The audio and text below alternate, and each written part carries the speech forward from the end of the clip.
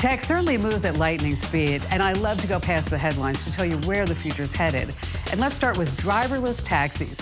Forget dealing with chatty Uber drivers. This is Origin, made by a GM subsidiary called Cruise. Origin is about the size of a crossover SUV, but definitely doesn't look like one, and it's not supposed to. This electric and autonomous, what can be best described as a futuristic minivan, is supposed to eventually be part of a ride-hailing service. It pulls up. You enter PIN code to open the sliding doors and hop right in. You'll see 2 rows of bench seats that face each other, along with a couple of screens mounted overhead. And it's pretty spacious. That's because things are missing, like a driver's seat, a steering wheel, and brake and gas pedals. Most self-driving cars have a way for an actual driver to take the wheel, not the Origin. It just seats up to 4 passengers. When self-driving electric vehicles become mainstream, it's only a matter of time before there's a country song about a guy whose truck left him. All right, maybe he'll need a drink, and soon that bartender won't be a human who has a knack for short conversations and generous pours. They're calling it a robotic bartender, but it's really just an industrial robot that's been repurposed to serve drinks. It's an articulating arm with a tablet attached on the other side that displays a smiling face, and it's loaded with artificial intelligence and speech capabilities. What it lacks in looks, it makes up for in productivity and smarts. It can pour a beer in about 40 seconds and mix a cocktail in a minute. It also uses 4 cameras and even more AI to monitor customers' facial expressions.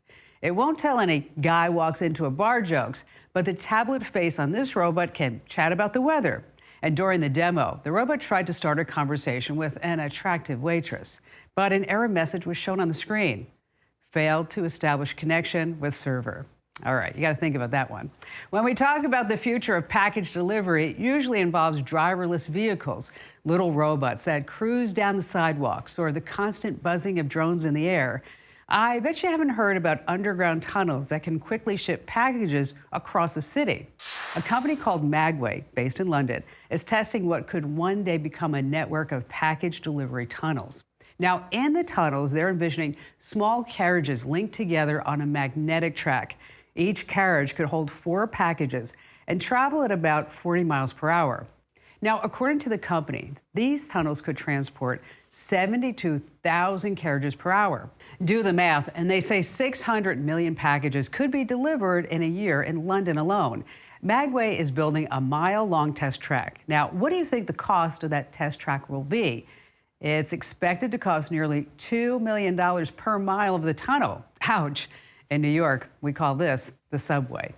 All right, next coming up, we have trash talk. And it's not about your ex. If you're confused about what should go in the trash and what should go in the recycle bin, you're not alone. That's why a Canadian company called Intuitive AI created a tech trash can that's equipped with image detection-based artificial intelligence.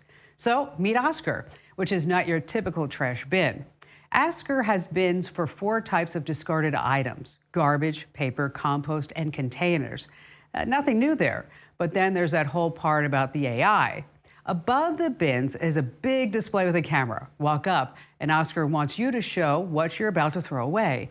The system can identify common things you might be holding, then tell you what goes in what bin. Do it the right way, and you get a pat on the back with a good job message on the screen, and maybe a QR code for some kind of freebie. If you throw your trash in the paper bin, well, now you've got Oscar the Grouch. You'll be scolded, and the screen turns red, shaming you in front of everyone else in the area. Oscar has already been installed in a few airports and malls in Canada and the USA. The company behind it says their efforts in proper sorting have increased recycling by 300%. And when you think about it, there's no trading on garbage. We just pick it up as we go. Hey, thanks for watching. Now, a few things. Don't forget to click the like button and also subscribe to our YouTube channel. And for more digital know-how, check out all these other great links.